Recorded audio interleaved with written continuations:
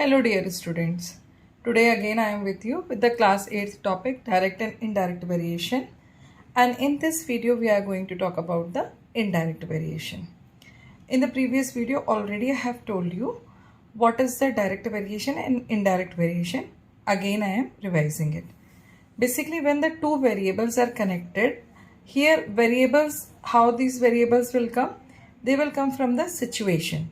Like if I talk about I am going anywhere by car. If I increase the speed of my car, so the time taken to reach that place will reduce.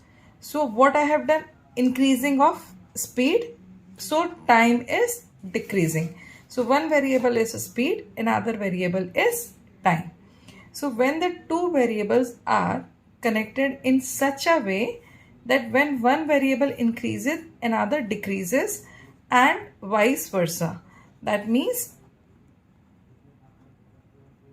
the other will decrease when one increase. So suppose x is one variable, it is increasing, so y is decreasing, x is decreasing, then y is increasing. We know that if we are finding out the product of two numbers and it is 1, so that numbers will be known as the inversely proportional, or we can say they are reciprocal of each other. That means x is indirectly proportionate to variable y.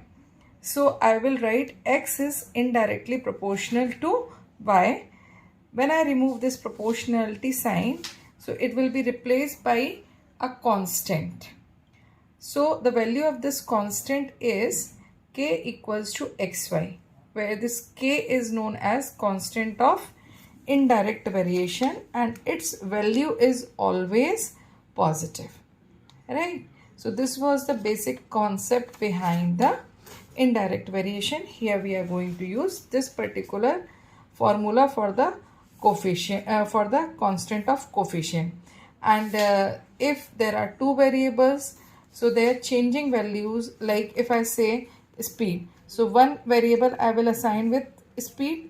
So x1, x2 or x till x1, they all will show the speed for a particular question. Y suppose is indicating the time. So y1, y2, y3 until y1, yn all will show the time only. Okay. So without delay, let us proceed with the questions. Now in this question, if we see, the question says a contractor engages 54 workers to complete a job in 21 days, right?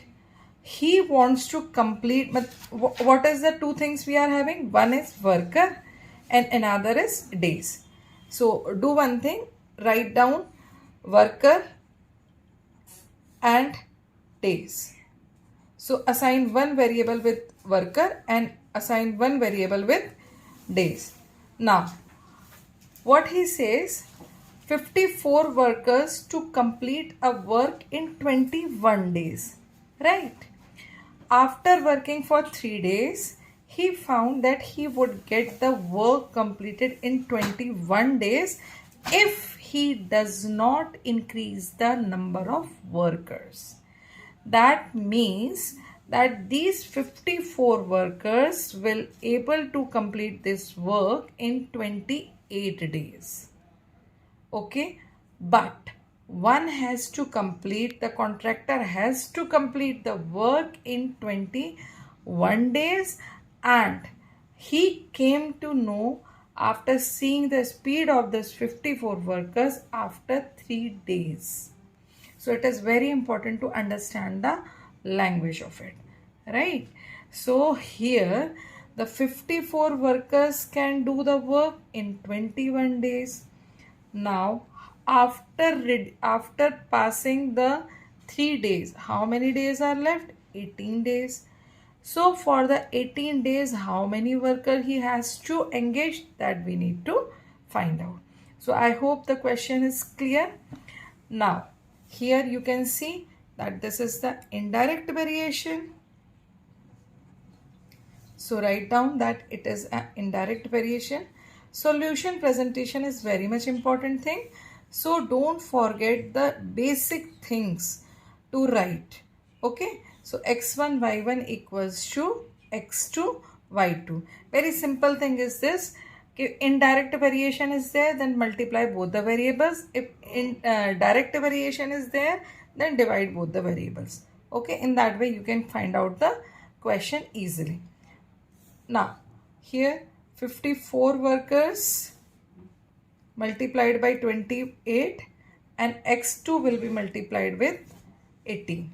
Now do the transposition with x2. 18 is multiplied, so on the other side it will come in the divisor, or we can say in the denominator. That will be, and right side only x2 will left. 18 ones are 18, 18 threes are 54. So what you have got in x2? x2 you have got 8 threes 28 multiplied by 3, which is equals to 3 8s are 24, 2 left 84, right? So he needs in total 84 workers. So now the question says how many more workers? More. Here one more word comes, that is more. Already he had 54 workers, right? So in total he needs 84 workers. So how many more workers he need? So that we need to find out. More workers he need is 84 minus 54, because he has already 54 workers. So he need to add some extra workers now. So that 30 workers are extra. Got it? Now we are moving to the next. Now we are going to the next question. A school hostel has enough food for 800 students for 80 days. After 5 days, 50 students have left the hostel. How much longer the food will last? Right? So here one variable is students and another variable is days. So we have written students and then days. Assigned one variable x with students and assigned another variable y with the days. Now the food was enough for 800 students for 80 days. Okay. Now 5 days has passed. So after 5 days, how many days are left? That is 75 days. Right. So, and after 5 days, how many students are left? That is 750. So we need to find out how much longer, how many more days the food will last. So this is the indirect variation. So we will write down the formula of indirect variation at first. Now we are putting the values in the formula. So 800 will be multiplied with 75, which will be equal to 750 multiplied by y2. Right? Now do the transposition. So it will come 800 multiplied by 75 upon 750. Now do the cutting. So how many days it will come? 80 days. That means how much longer? Out of 80 days when the food was there, 5 days already have passed. So how many longer the food will last? That is 5 days. So longer the food will last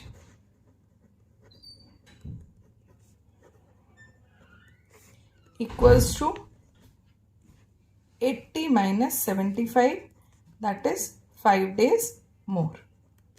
Okay, so I hope all of you have understood this question as well.